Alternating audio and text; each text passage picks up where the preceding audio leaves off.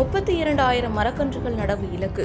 சத்தியமங்கலம் நகராட்சியை தமிழ்நாட்டின் முன்னோடி பசுமை நகராட்சியாக மாற்றும் நோக்கில் நகராட்சி ஆணையர் கா. வெங்கடேஸ்வரன் மற்றும் நகர்மன்ற தலைவர் ஜானகி ராமச்சந்திரன் ஆகியோர் இணைந்து பல்வேறு சுற்றுச்சூழல் மேம்பாட்டு பணிகள் தீவிரமாக மேற்கொண்டு வருகின்றனர்.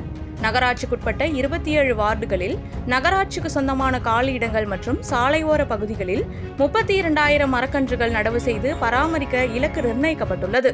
இதற்காக மரக்கன்றுகள் நடுவதற்கு ஏற்ற இடங்களை தேர்வு செய்யும் பணிகள் நடைபெற்று வருகின்றன.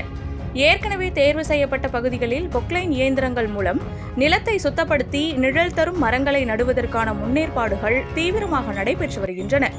பொதுமக்கள், சமூக ஆர்வலர்கள் மற்றும் தன்னார்வ அமைப்புகளின் பங்களிப்புடன் இந்த பசுமை இயக்கத்தை வெற்றிகரமாக முன்னெடுக்க நகராட்சி நிர்வாகம் திட்டமிட்டுள்ளது.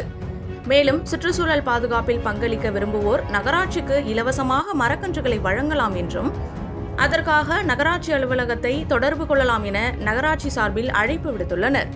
குறிப்பாக சத்தியமங்கலம் புதிய பாலம் சந்திப்பு மற்றும் மைசூரு சாலை ரவுண்டானாவில் அமைக்கப்பட்டுள்ள கொரியன் புல்தரை பசுமையாக காட்சியளித்து பொதுமக்கள் மற்றும் வாகன ஓட்டிகளின் பாராட்டை பெற்று வருகிறது.